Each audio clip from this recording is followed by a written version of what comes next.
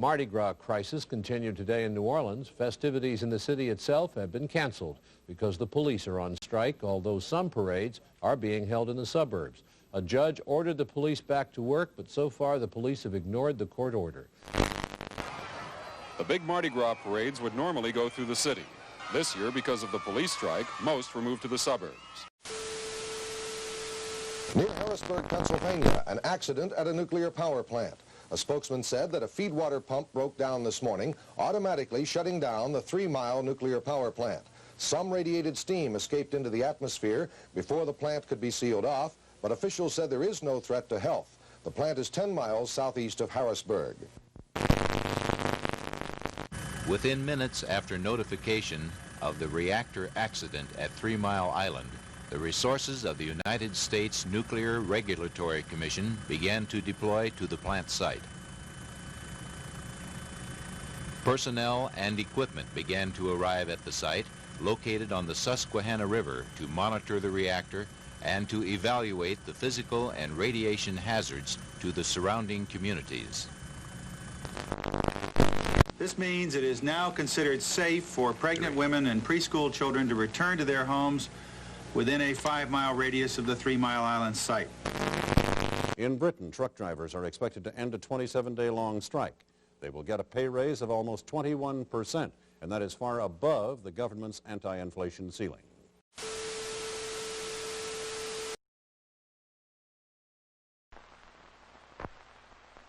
Thursdays after class, we usually go out to eat.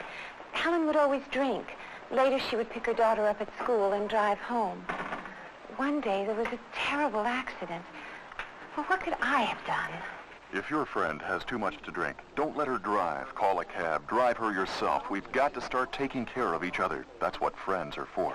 I didn't want to insult her. I didn't...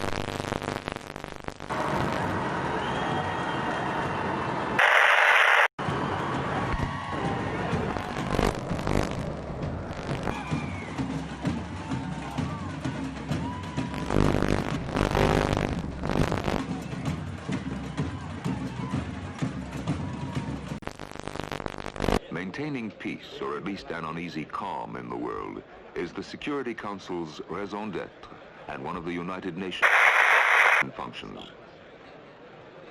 As a delegate once observed, the Security Council, Mr. President, is the most prestigious and authoritative of the organs of the United Nations. It is endowed by the Charter with the capacity to take mandatory decisions. But our esteem for this body derives not only from the binding character of its authority. We are endeared to the Council because of the... In England, it's all over now except for the concession. The Conservative Party of Margaret Thatcher has won the most seats in Britain's Parliament, and Mrs. Thatcher is apparently to be the first woman Prime Minister in that country, and in all of Europe for that matter. James Callaghan's Labour government is out. The Tories are in, with the first majority government in 5 years. Margaret Thatcher, nicknamed the Iron Lady, becomes Britain's first woman in the top job.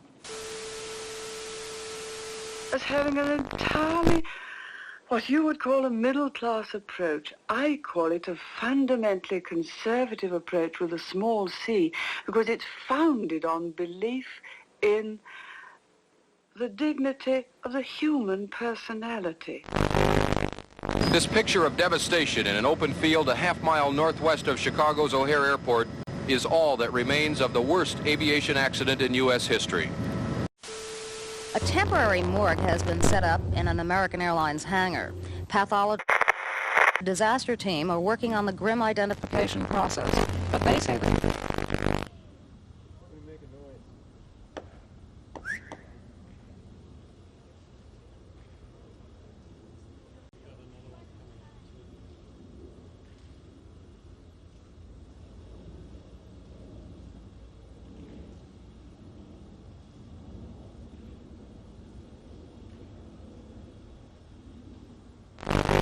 SALT II, signed but never ratified, the embrace broken by the Soviet invasion of Afghanistan.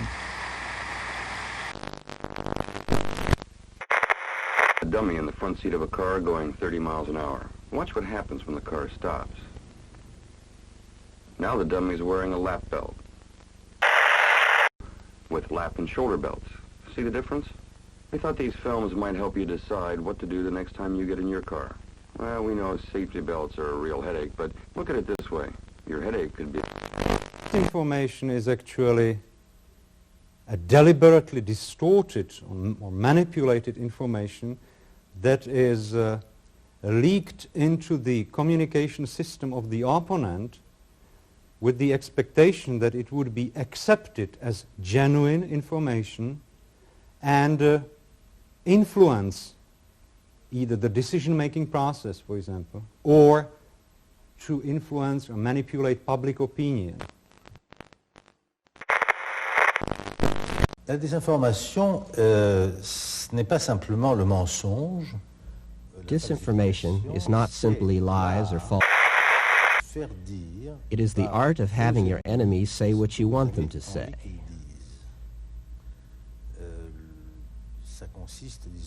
This consists in conditioning Western journalists by the USSR in such a way that in perfectly good faith, or sometimes for different reasons, even sometimes financial reasons, these journalists would write what the Soviet Union would like them to write. After which, TASS takes their text and says, you see, even the Western press is saying this. Active measures, and these go even further, consist in making up completely false documents which they try to have distributed as authentic Western documents. Techniques have enormous importance in the strategy of mental destabilization of the West by the Soviet Union. Mentale de l'Occident par l'Union soviétique. At the moment, the Soviets are involved in active measures all over the world and practically in any country of the world. The number of operations which they are running can be counted only in thousands. After an hour and 10 minutes, Mr. Carter left the hospital wearing a figure-8 harness to keep his shoulders erect and a sling on his left arm. Tonight, the White House said Mr. Carter had fractured his left collarbone and is taking medication for his considerable pain.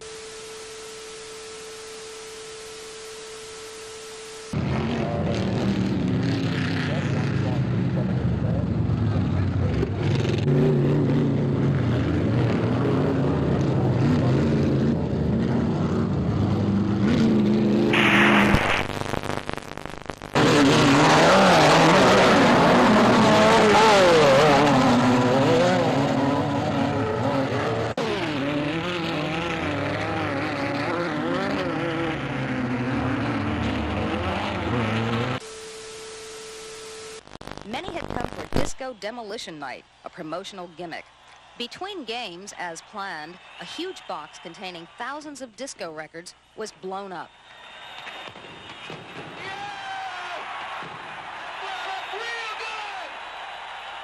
The rest was unplanned. Fans stormed out onto the field and the disco records were hurled like frisbees. Bonfires were set, bottles were thrown. The batting cage was torn down and destroyed. Fistfights broke out. White Sox players had to be locked in their clubhouse for their own protection. The melee lasted an hour and a half and resulted in 39 arrests and a few minor injuries.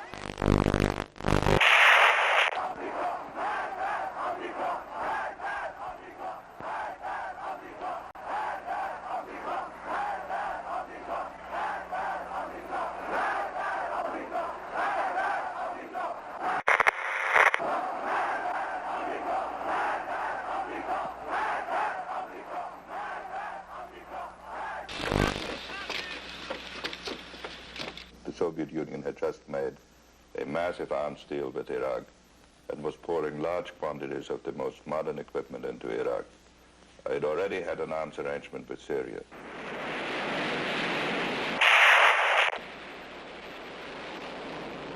That is a criticism that is, and that one should reflect about, the lack of understanding of the impact of economic change on political changes. That is a lesson we ought to learn for the future. No direct contact has ever been had, as far as I know, between the United States government officially and the Ayatollah directly. They were unified only on one negative conclusion, and that was no.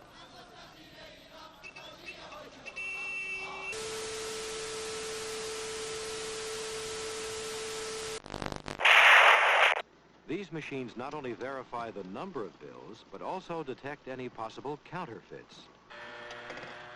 Many things can earmark weight, color, size, or poor detail in artwork. Once identified, it is cataloged, then sent off to the Secret Service for investigation.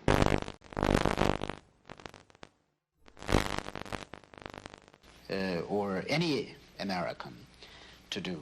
Keep out of our country and we will run it ourselves. Over.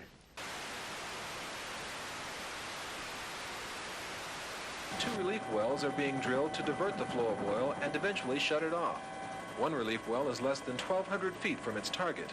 Oil officials say if it's successful, the world's biggest oil spill could be over in less than a month, whether the cone works or not.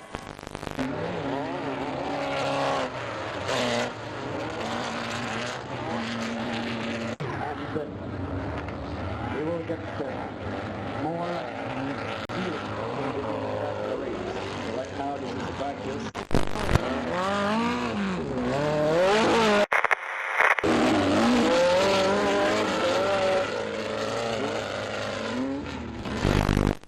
Earlier today, President Carter watched the latest broadcast of the Iranian hostages. He made little comment. They are not free, said Mr. Carter, and that is the most important thing. Today's greetings had a somewhat sadder tone than the film released yesterday. I think through the trials and tribulations I'm sure to come, all of us hostages are proud to be Americans.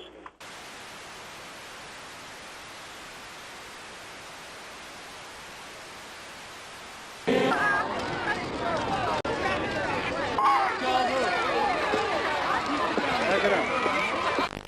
60 years of work by the Save the Children Fund.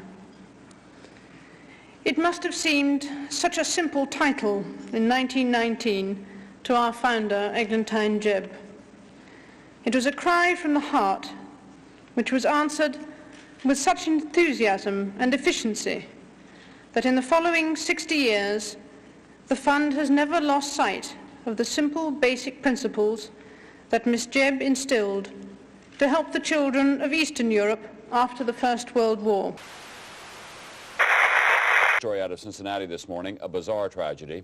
11 people killed when a rock concert crowd went out of control. A huge crowd waiting for general admission seats suddenly surged toward entrance doors, the people elbowing and kicking each other. Many were pushed under and the crowd stampeded over them. 11 died. A report by... It just went crazy. There was a girl in front of me. She fell down and people were stamping on top of her and everything, and I was trying to help her up, and they were just hitting everybody and just trying to kill to get into the concert. Ladies and gentlemen, Ronald Reagan. Good evening. I'm here tonight to announce my intention to seek the Republican nomination for president. You know, someone once said that the difference between an American and any other kind of person is that an American lives in anticipation of the future because he knows it'll be a great place. Other people fear the future as just a repetition of... And tragically, as the cost of living keeps going up, the standard of living, which has been our great pride, keeps going down. The people have not created this disaster in our economy. The federal government has. It has overspent, overestimated, and overregulated. It has failed to deliver services within the revenue it should be allowed. As president, I would use every power at my command to make the federal establishment respond to the will and the collective wishes of the people. We must force the entire federal bureaucracy to live in the real world of reduced spending, streamlined function, and accountability.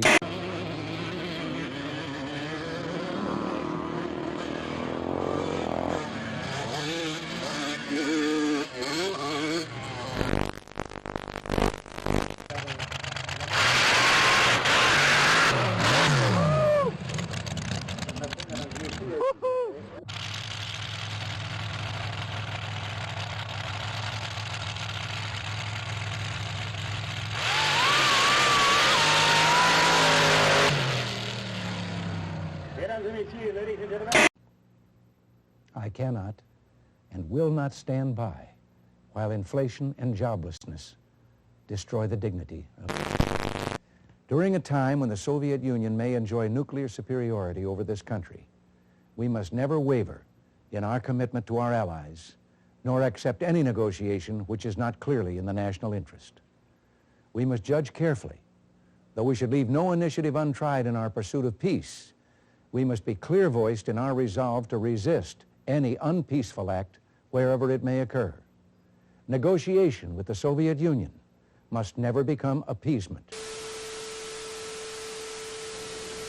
If the auto industry can't do it, government researchers will.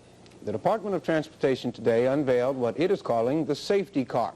It says it hopes it will all be driving it in the 1980s. DOT says the car gets more than 30 miles to a gallon of gas and is safe in a crash at speeds up to 50 miles an hour. A mid-sized prototype car developed for the U.S. Department of Transportation. It averages 32 miles a gallon, can take a head-on crash at 50 miles an hour without injury to the occupants, and can be produced for less than $6,000. You've got a great demand now for fuel economy cars, and so we're saying to them fuel economy will sell. They've always doubted that before. Now, with the shifts that are occurring, it will sell. I think they will build them. And the technology in this vehicle is not technology that is impossible at all. It can be done, and I'm hopeful that by 1985 to 1990, it will be. If Americans were driving cars as safe and fuel efficient as this one, traffic deaths could be cut in half, and the country could almost eliminate its need for imported oil.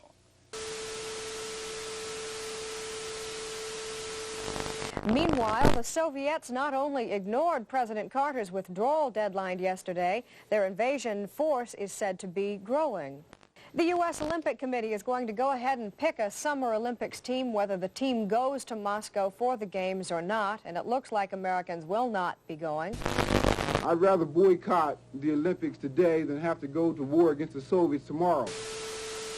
As they rejected Mr. Carter's call for a boycott, the 16 Olympic committees also rejected an American and British proposal calling for a series of alternate games.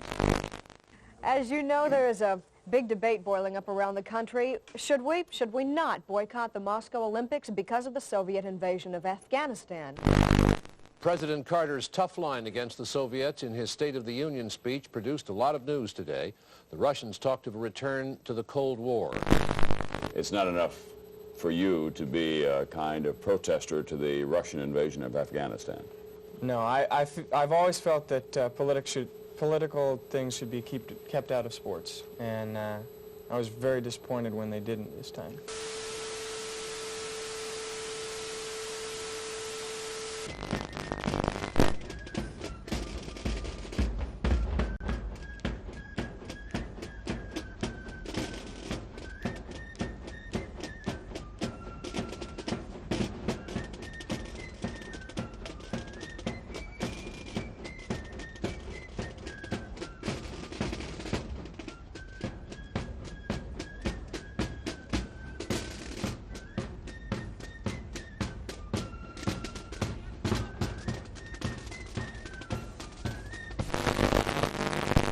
We've been told all along that this operation was not likely to succeed. Therefore, we were led to believe it would not occur.